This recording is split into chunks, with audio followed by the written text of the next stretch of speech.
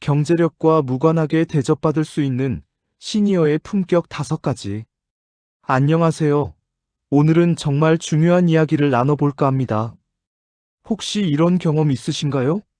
고급 레스토랑에 갔는데 비싼 옷을 입은 사람보다 수수한 옷차림의 어르신이 훨씬 더 존중받는 모습을 본 적 말이에요.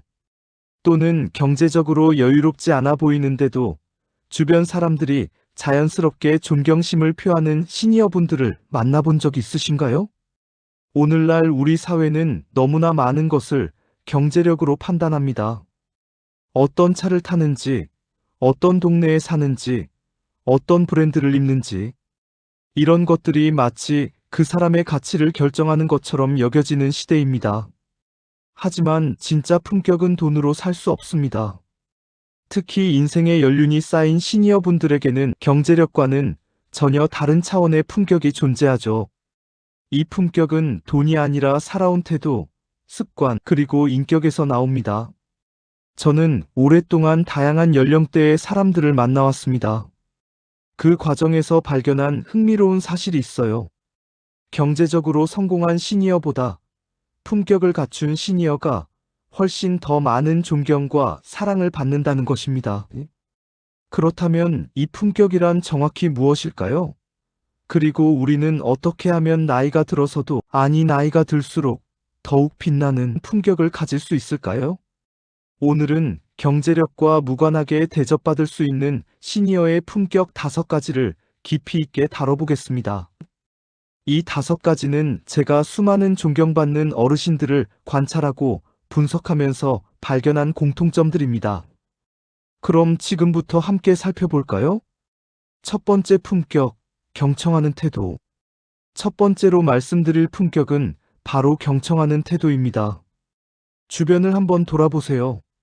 특히 나이 드신 분들 중에 이런 분들 많지 않으신가요? 자신의 이야기만 하시는 분들요. 내가 젊었을 때는 말이야. 요즘 젊은 사람들은, 내 경험으로는, 이런 식으로 자신의 경험과 생각만을 끊임없이 이야기하시는 분들 말입니다. 물론 시니어 분들의 경험과 지혜는 정말 소중합니다. 하지만 그것을 일방적으로 전달하기만 한다면 아무리 좋은 내용이라도 사람들은 부담을 느끼게 됩니다. 진정한 품격을 가진 시니어는 다릅니다. 그들은 먼저 듣습니다. 젊은 세대의 이야기에 귀를 기울이고 다른 사람의 의견을 존중하며 자신과 다른 생각에도 열린 마음을 가지고 있습니다. 제가 아는 한 어르신이 계십니다. 올해 75이신 박할아버지인데요. 이분은 경제적으로 특별히 여유로운 편은 아닙니다. 작은 연금으로 소박하게 사시죠. 하지만 동네에서 이분만큼 존경받는 어르신도 없습니다. 그 비결이 뭘까요? 바로 경청의 태도입니다. 박할아버지는 동네 카페에 자주 오십니다.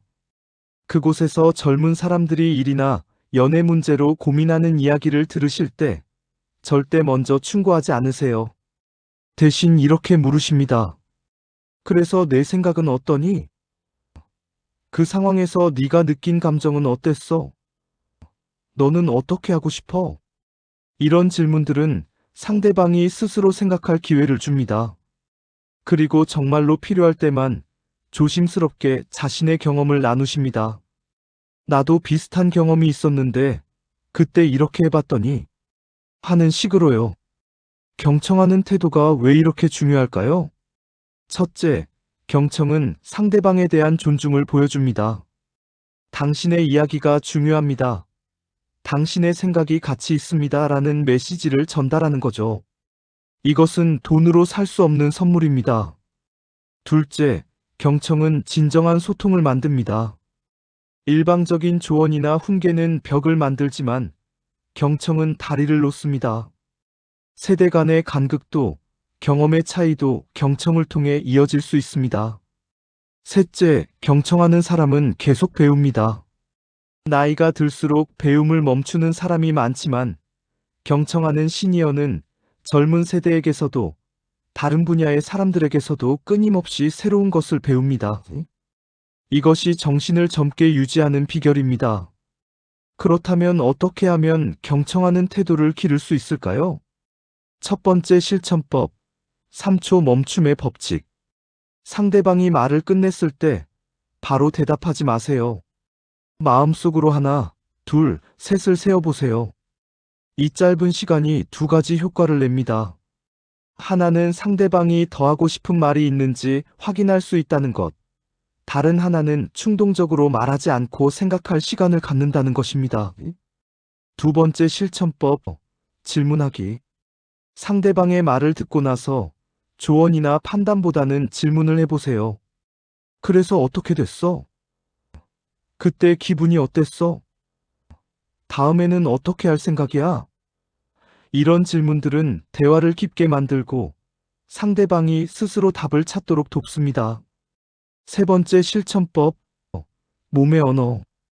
경청은 귀로만 하는 게 아닙니다. 눈을 마주치고 고개를 끄덕이고 표정으로 반응하세요. 스마트폰은 내려놓으시고요. 이런 작은 행동들이 나는 당신의 이야기에 집중하고 있습니다라는 강력한 메시지를 전달합니다. 네 번째 실천법, 판단 보류하기. 듣는 동안 머릿속으로 판단하지 마세요. 그건 틀렸어. 내 생각은 다른데. 그럴 리가 없어. 이런 생각들이 떠오르더라도 일단 제쳐두고 상대방의 관점에서 이해하려고 노력하세요. 경청하는 태도를 가진 시니어는 말수가 적을 수도 있습니다. 하지만 그들이 말할 때는 사람들이 귀를 기울입니다. 왜냐하면 그들의 말이 상대방을 진심으로 이해한 후에 나온 것임을 알기 때문이죠. 이것이 바로 경제력과 무관한 품격의 첫 번째입니다. 비싼 옷이나 고급차가 아니라 상대방을 존중하고 진심으로 듣는 태도. 이것이 진정한 품격의 시작입니다. 두 번째 품격, 절제된 언어 사용. 두 번째 품격은 절제된 언어 사용입니다. 말은 그 사람을 보여주는 가장 직접적인 창입니다. 어떤 옷을 입었는지, 어떤 액세서리를 했는지보다 훨씬 더 강력하게 그 사람의 품격을 드러내죠. 이런 경험 있으실 겁니다. 첫인상은 좋았는데 말을 하는 순간 실망하게 되는 경우. 반대로 겉모습은 평범한데 대화를 나누다 보니 깊은 감명을 받게 되는 경우. 특히 시니어분들의 언어 습관은 오랜 세월 동안 형성된 것이기 때문에 그 사람의 진짜 모습을 보여줍니다. 억지로 만들어낼 수 없는 진정성이 말 속에 담기게 되는 거죠. 그렇다면 절제된 언어란 무엇일까요? 첫째, 불필요한 말을 하지 않는 것입니다. 꼭 필요한 말만 하고 쓸데없는 수다나 험담, 자랑을 자제하는 거죠. 둘째, 부정적인 표현을 줄이는 것입니다. 안 돼, 불가능해, 힘들어, 짜증나 같은 말들을 긍정적이거나 중립적인 표현으로 바꾸는 겁니다. 셋째, 함부로 판단하거나 비난하지 않는 것입니다. 다른 사람에 대해, 다른 세대에 대해, 사회 현상에 대해 성급하게 단정 짓지 않는 신중함이죠. 넷째, 감정을 절제하여 표현하는 것입니다. 화가 나거나 불만이 있어도 폭발적으로 표현하지 않고 차분하게 자신의 감정을 전달하는 능력입니다. 제가 아는 또 다른 어르신 이야기를 해드릴게요. 김할머니는 78살이십니다. 아파트 단지에서 사시는데 이분의 별명이 우아한 할머니입니다. 경제적으로는 중산층이고 특별히 화려한 삶을 사신 것도 아닙니다. 그런데 왜 이런 별명이 붙었을까요? 바로 말씨 때문입니다. 김할머니는 절대 큰 소리를 내지 않으세요. 아파트에서 층간소음 문제가 생겼을 때도 다른 분들은 화를 내며 항의하는데 김할머니는 조용히 찾아가서 이렇게 말씀하셨대요. 혹시 불편을 드렸다면 정말 죄송합니다. 제가 더 조심하겠습니다. 그런데 혹시 밤 10시 이후에는 조금만 더 신경 써주실 수 있을까요? 제가 잠이 좀 예민해서요. 상대방을 배려하면서도 자신의 필요를 명확하게 전달하는 언어. 이것이 절제된 언어의 힘입니다. 또한 김할머니는 험담을 하지 않으세요. 동네 사람들이 모여서 누군가에 대해 안 좋은 이야기를 할 때 그저 조용히 듣다가 자연스럽게 주제를 바꾸시거나 그 사람도 나름의 사정이 있었을 거예요 라고 부드럽게 말씀하십니다. 자랑도 하지 않으세요. 손자가 좋은 대학에 갔을 때도 손자가 자기 길을 찾아가는 것 같아 다행입니다 라고만 하시지 우리 손자가 어디 대학 갔다고 떠들지 않으세요. 불평도 최소화하십니다. 무릎이 아프고 건강이 예전 같지 않아도 나이가 드니 이런 게 당연하죠. 그래도 걸을 수 있으니 감사합니다 라고 하십니다. 이런 언어 습관이 김할머니에게 어떤 변화를 가져왔을까요? 사람들은 김할머니와 대화하는 것을 즐거워합니다. 그 이유는 대화 후에 기분이 좋아지기 때문입니다. 부정적인 에너지를 받지 않고 오히려 위로와 평안을 얻게 되는 거죠. 젊은 세대들도 김할머니를 좋아합니다. 요즘 젊은이들은 하는 식의 꼰대스러운 말씀을 하지 않으시고 그들의 선택을 존중하시기 때문입니다. 동네 이웃들은 큰일이 있을 때 김할머니를 찾습니다. 그분의 조언이 강요적이지 않고 신중하며 지혜롭다는 것을 알기 때문이죠. 그렇다면 어떻게 절제된 언어를 사용할 수 있을까요? 첫 번째 실천법, 5초 버튼. 말하기 전에 마음속으로 이 질문을 해보세요. 이 말이 꼭 필요한가? 이 말이 상대에게 도움이 될까? 이 말이 상황을 좋게 만들까? 만약 답이 아니오라면 그 말은 하지 마세요. 두 번째 실천법, 긍정 언어 연습. 부정적인 표현을 긍정적으로 바꾸는 연습을 하세요. 못해 대신 아직은 어렵지만 연습하면 될 거야. 싫어 대신 다른 방법은 어떨까? 불가능해 대신 도전적이네요 라고 말하는 겁니다. 세 번째 실천법, 침묵의 힘. 모든 상황에 의견을 제시할 필요는 없습니다. 때로는 침묵이 가장 품격 있는 대응입니다. 특히 논쟁적인 상황이나 감정이 격해진 상황에서는 침묵이 지혜입니다. 네 번째 실천법, 감사와 사과. 감사합니다와 죄송합니다를 자주 그리고 진심으로 말하세요. 하지만 남용하지는 마세요. 진짜 감사할 때, 진짜 잘못했을 때만 말하는 거죠. 그래야 그 말에 무게가 생깁니다. 다섯 번째 실천법, 듣기의 균형. 말하는 것과 듣는 것의 비율을 3대7 정도로 유지하세요. 말하는 시간보다 듣는 시간이 더 많아야 합니다. 이것이 절제된 언어의 핵심입니다. 절제된 언어는 하루아침에 만들어지지 않습니다. 오랜 시간의 연습과 의식적인 노력이 필요하죠. 하지만 이것이야말로 나이가 들수록 더욱 빛나는 품격입니다. 명품 옷은 시간이 지나면 낡아집니다. 고급 차도 언젠가는 고물이 되죠. 하지만 절제되고 품위 있는 언어는 시간이 지날수록, 나이가 들수록 더욱 가치가 높아집니다. 사람들은 누가 무슨 차를 타는지는 금방 잊어버립니다. 하지만 어떤 말을 했는지, 어떤 태도로 대화했는지는 오래오래 기억합니다. 이것이 두 번째 품격, 절제된 언어 사용입니다. 세 번째 품격, 단정한 외모 관리. 세 번째 품격은 단정한 외모 관리입니다. 여기서 주의할 점이 있습니다. 제가 말하는 것은 비싼 외모가 아니라 단정한 외모입니다. 명품 옷을 입으라는 게 아니라 깨끗하고 정돈된 모습을 유지하라는 거죠. 많은 분들이 오해하시는 게 있습니다. 나이가 들면 외모에 신경 쓸 필요가 없다고 생각하시는 거예요. 이제 늙었는데 뭐, 누가 나를 보겠어. 편한 게 최고지 이런 식으로 외모 관리를 포기하시는 분들이 많습니다.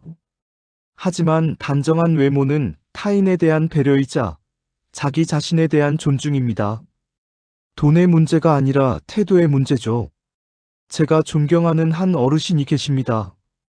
이분은 올해 80이신데 항상 깔끔한 모습으로 다니십니다. 비싼 옷을 입으시는 게 아닙니다. 오히려 평범한 옷들이죠. 하지만 항상 다림질이 되어 있고 얼룩이나 찢어진 곳이 없으며 색깔 조합도 조화롭습니다. 머리는 짧게 단정하게 하시고 남자분이지만 손톱도 항상 깨끗하게 관리하십니다.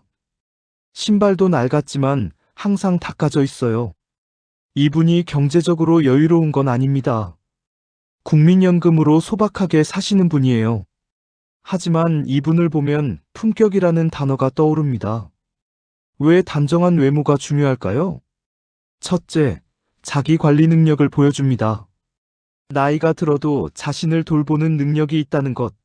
이것은 정신적, 신체적 건강의 지표입니다. 둘째, 타인에 대한 배려입니다. 우리는 사회적 동물이고 다른 사람들과 함께 살아갑니다.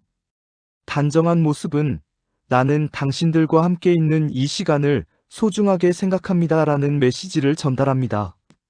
셋째, 자존감의 표현입니다. 자신을 소중히 여기는 사람은 자신의 외모도 소중히 다룹니다.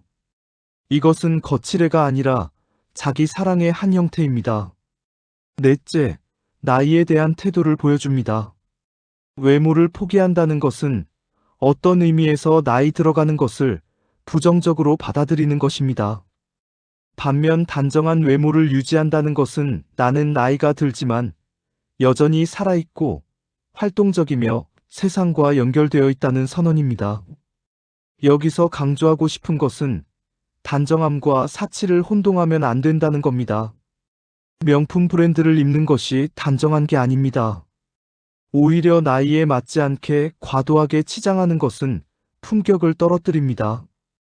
단정함은 다음과 같은 것들입니다.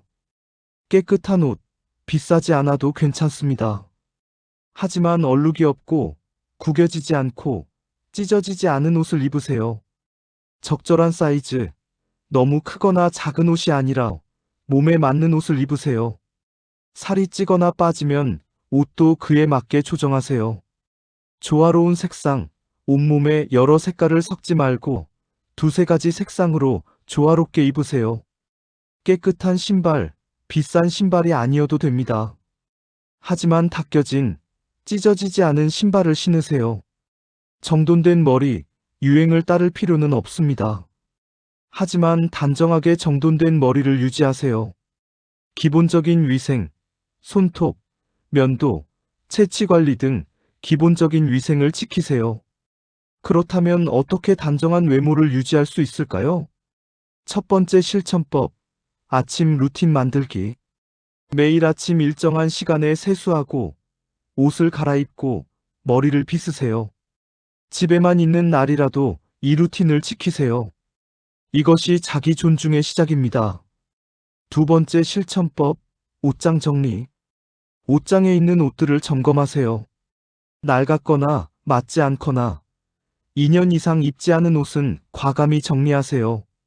적은 수의 옷이라도 잘 맞고 깨끗한 옷들만 남기는 게 좋습니다. 세 번째 실천법, 전날 밤 준비. 다음날 입을 옷을 전날 밤에 미리 준비하세요. 이렇게 하면 아침에 허둥대지 않고 조화로운 옷차림을 할 수 있습니다. 네 번째 실천법, 거울 체크.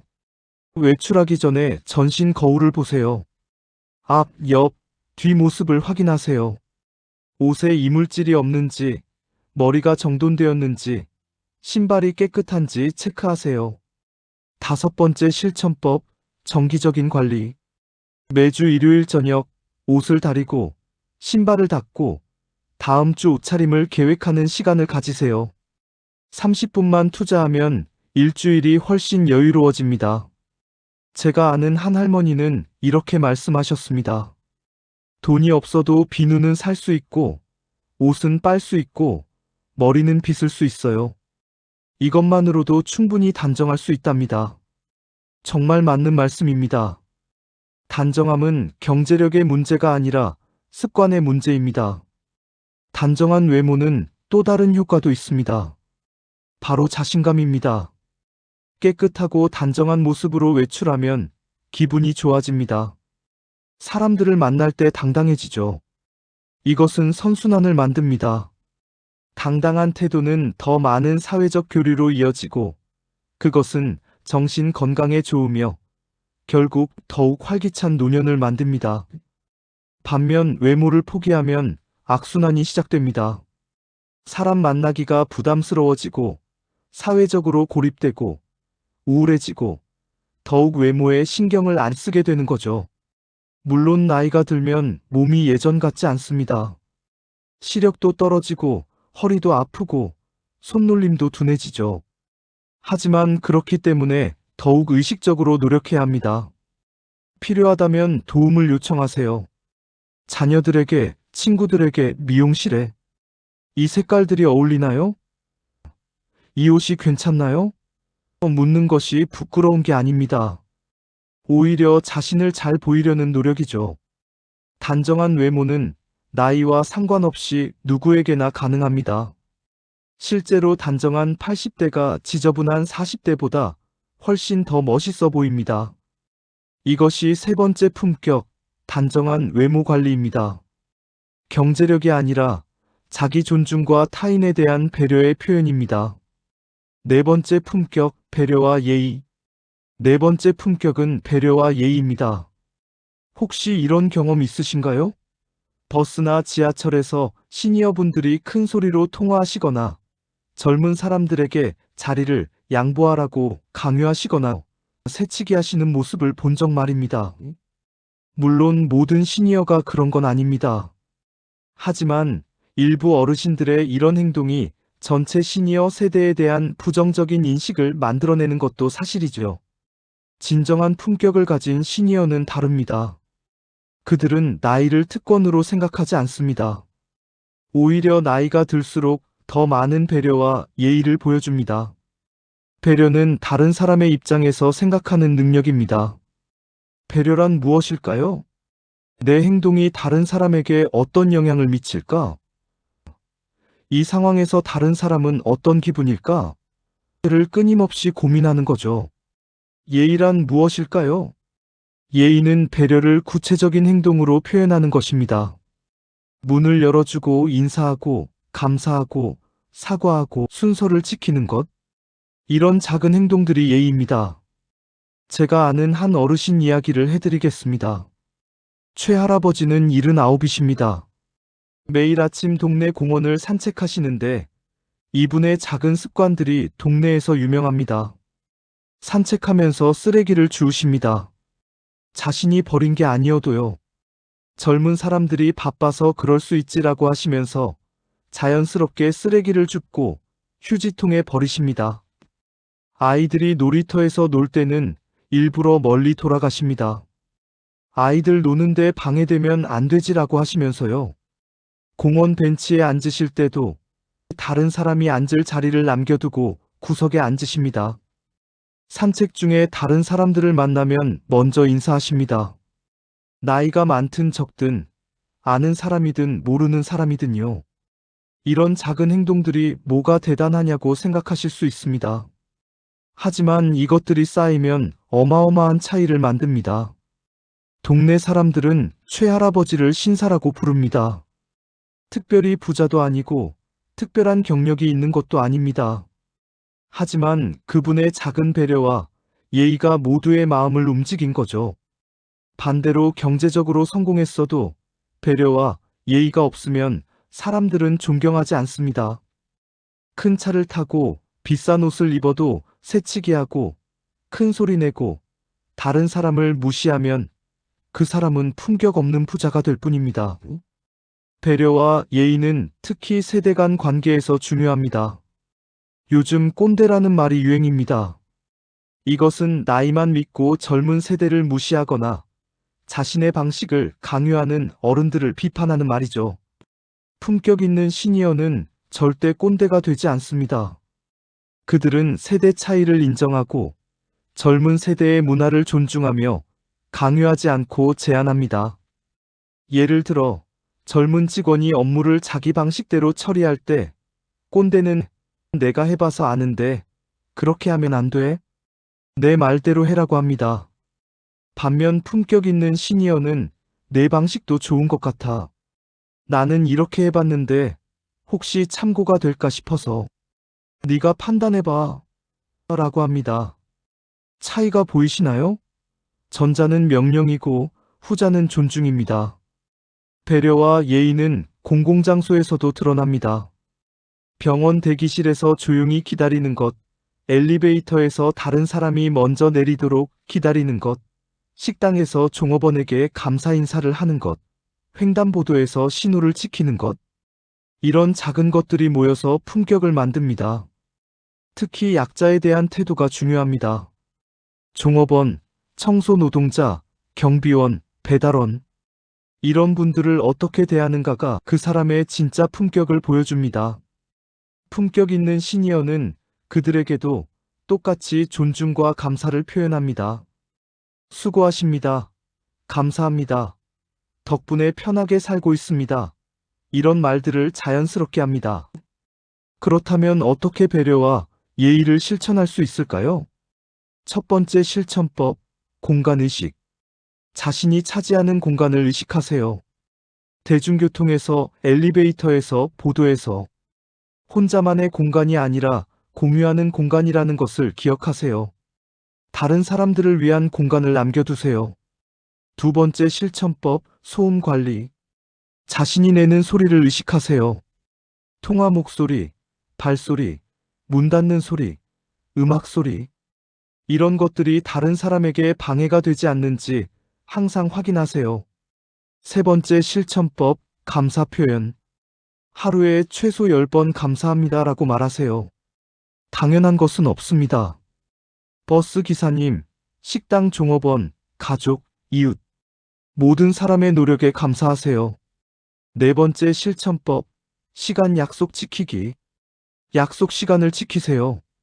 이것은 가장 기본적인 배려입니다. 나이가 들었다고 시간을 지키지 않아도 된다는 생각은 틀렸습니다.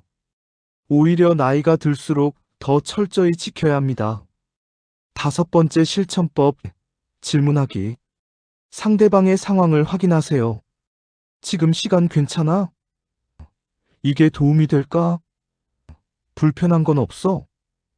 이런 질문들이 배려를 보여줍니다. 배려와 예의는 약함이 아닙니다. 오히려 강함입니다. 자기 주장만 하는 것은 쉽습니다. 하지만 다른 사람을 먼저 생각하는 것은 내적인 힘이 필요합니다. 자신을 통제하고 충동을 억제하고 장기적인 관계를 생각하는 지혜가 필요하죠. 특히 나이가 들수록 이것이 중요합니다. 젊을 때는 실수해도 아직 젊어서라는 이해를 받지만 나이가 들면 그런 여유가 없습니다. 시니어의 무례함은 훨씬 더 강하게 기억됩니다. 배려와 예의가 있는 시니어는 젊은 세대에게 존경받습니다. 그들은 저런 어른이 되고 싶다는 롤모델이 됩니다. 반면 배려와 예의가 없는 시니어는 젊은 세대에게 부정적인 예시가 됩니다. 나이 들면 저렇게 되는구나라는 두려움을 심어주는 거죠. 우리는 어떤 어른이 되고 싶으신가요? 이것이 네 번째 품격, 배려와 예의입니다. 돈으로 살 수 없는, 하지만 누구나 실천할 수 있는 품격입니다. 다섯 번째 품격, 지속적인 배움과 성장. 마지막 다섯 번째 품격은 지속적인 배움과 성장입니다. 이것이 가장 중요한 품격일 수도 있습니다. 왜냐하면 이것이 다른 모든 품격의 기초가 되기 때문이죠. 많은 시니어 분들이 이렇게 생각합니다. 이제 다 배웠어. 내 나이에 뭘 더 배워. 늙은 개에게 새 재주를 가르칠 수 없지. 하지만 이런 생각이야말로 노화를 가속화합니다. 몸은 나이 들지만 정신까지 나이 들 필요는 없습니다. 제가 아는 가장 인상적인 어르신이 계십니다. 장할머니, 올해 76이십니다. 이분은 70살에 스마트폰을 배우기 시작하셨습니다. 처음에는 정말 어려워하셨어요. 손가락이 굳어서 터치가 잘 안 되고, 아이콘이 뭔지도 모르시고, 앱이 뭔지도 모르셨죠. 하지만 포기하지 않으셨습니다. 도서관에서 스마트폰 교실을 다니시고, 손자에게 물어보시고, 유튜브로 강의를 보시면서 조금씩 배우셨습니다. 지금은 어떠실까요? 카카오톡으로 가족들과 대화하시고, 유튜브로 요리 영상을 보시고, 네이버로 날씨를 확인하시고, 심지어 인스타그램까지 하십니다. 더 놀라운 것은 그 다음입니다. 스마트폰을 배우신 후 장할머니는 자신감이 생기셨어요. 내가 이것도 할 수 있네라는 생각이 드신 거죠. 그래서 72살에 영어 공부를 시작하셨습니다. 젊었을 때 배우고 싶었는데 못 배웠어. 이제라도 배워보자라고 하시면서요. 74살에는 수채화를 배우기 시작하셨습니다. 동네 문화센터에서 하는 강좌에 등록하셔서요. 지금 76인데 최근에는 기타를 배우신대요. 버킷리스트에 악기 하나 다루기가 있었거든이라고 하시면서요. 장할머니를 보면 나이가 숫자에 불과하다는 말이 실감납니다. 이분은 많은 20대보다 더 활기차고, 더 호기심이 많고, 더 열정적입니다. 그리고 사람들은 이분을 존경합니다. 경제적으로는 평범하신데도요. 왜냐하면 이분이 보여주는 것은 나이 들어도 성장할 수 있다는 희망이기 때문입니다. 반면 같은 나이대의 어떤 분들은 이렇게 말씀하십니다. 나는 이제 늙어서 안 돼. 기억력도 없고 손도 안 따라줘. 젊은 사람들이나 하는 거지. 이 두 태도의 차이가 무엇을 만들까요? 10년, 20년 후에 엄청난 차이를 만듭니다. 지속적인 배움이 왜 품격인가요? 첫째, 배우는 사람은 겸손합니다. 자신이 모른다는 것을 인정하고 다른 사람에게서 배우려는 태도는 겸손함의 표현입니다. 나이가 들수록 교만해지기 쉬운데 배움은 이것을 막아줍니다. 둘째, 배우는 사람은 현재와 연결됩니다. 세상은 빠르게 변합니다. 배우지 않으면 과거에 갇히게 됩니다. 하지만 배우는 사람은 현재, 미래와 계속 연결되어 있습니다. 셋째, 배우는 사람은 젊은 세대와 소통할 수 있습니다. 그들의 언어, 문화, 관심사를 이해하기 때문이죠. 이것은 세대 간 격차를 줄입니다. 넷째, 배우는 사람은 두뇌 건강을 유지합니다. 과학적으로도 증명된 사실입니다. 새로운 것을 배우는 것이 치매 예방에 가장 효과적입니다. 다섯째, 배우는 사람은 삶의 의미를 유지합니다. 은퇴 후, 자녀 독립 후, 많은 시니어들이 삶의 목적을 잃습니다. 하지만 배움은 새로운 목표와 의미를 제공합니다. 나이가 들면 배우기 어렵지 않나요? 라고 물으실 수 있습니다. 물론 젊을 때보다는 시간이 더 걸립니다. 기억력도 예전 같지 않고 새로운 것에 적응하는 것도 더디죠. 그러나 시니어만의 장점도 있습니다. 인내심, 젊은 사람들은 조급합니다. 하지만 시니어는 천천히, 꾸준히 할 수 있는 인내심이 있습니다. 동기, 젊을 때는 해야 해서 배우지만 나이 들어서는 하고 싶어서 배웁니다.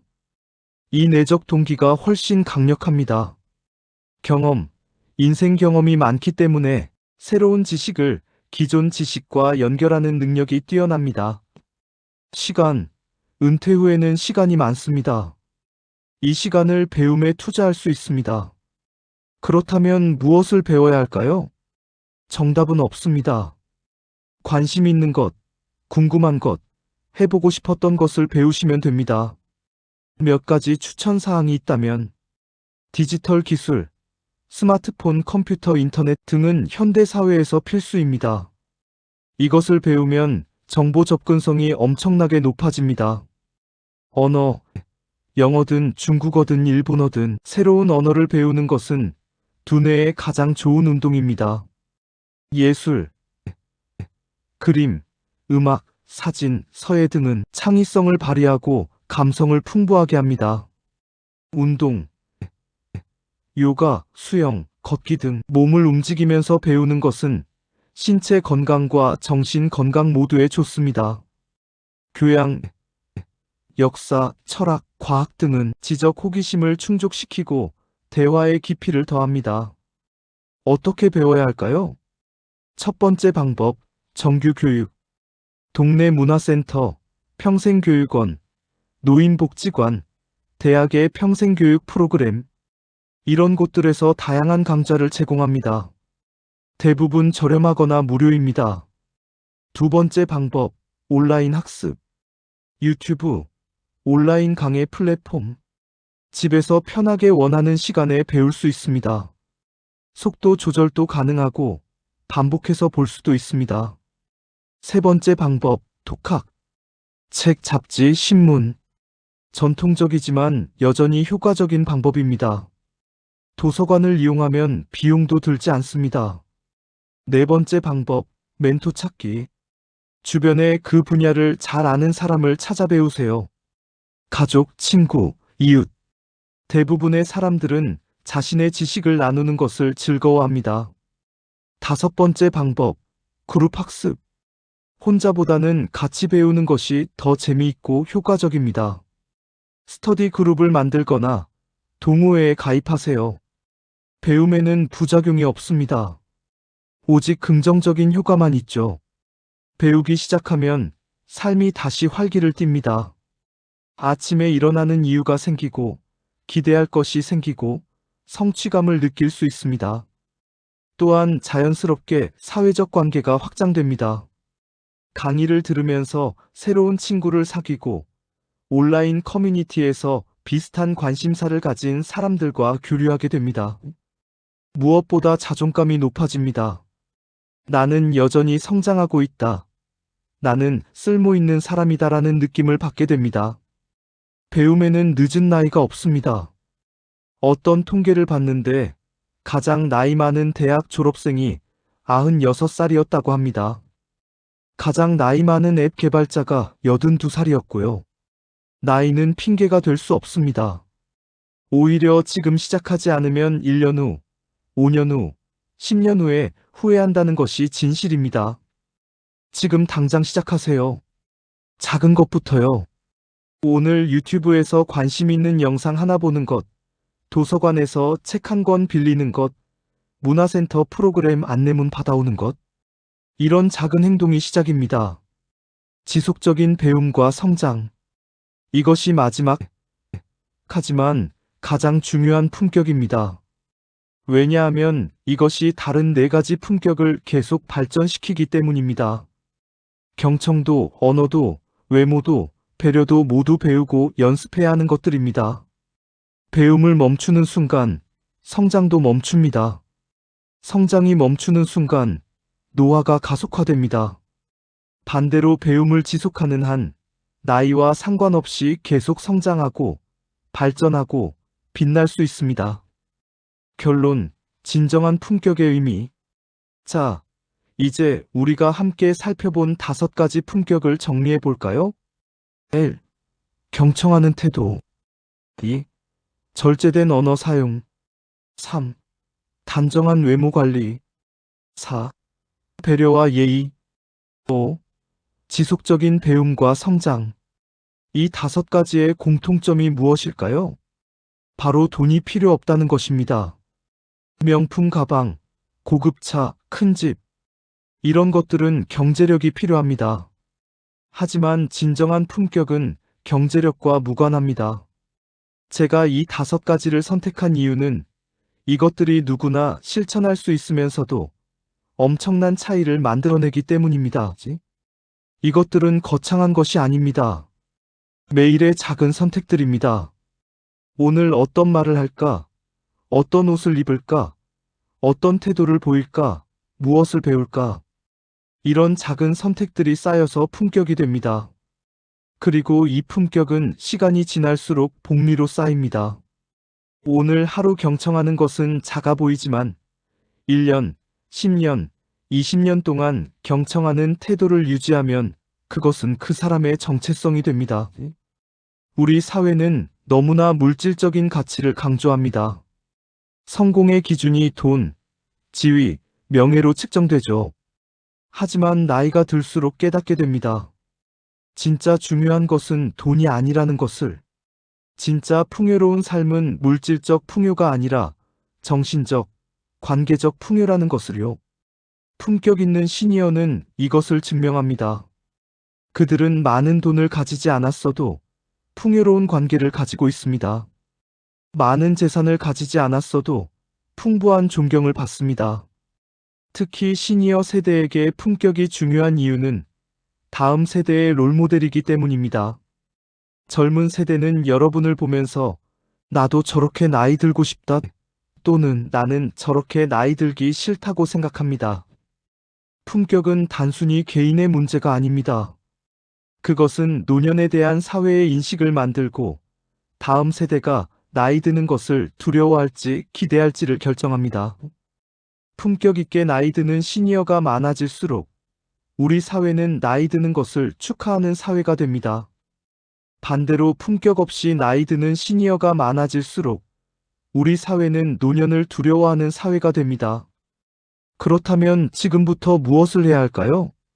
오늘, 지금 당장 시작하세요. 오늘 만나는 사람의 이야기를 진심으로 들어보세요. 오늘 하루는 부정적인 말 대신 긍정적인 말을 해보세요. 오늘 외출할 때 평소보다 조금 더 신경 써서 옷을 입어보세요. 오늘 만나는 사람들에게 작은 배려를 보여주세요. 오늘 새로운 것 하나를 배워보세요. 이 작은 시작이 훌륭한 품격을 만들어 갈 겁니다.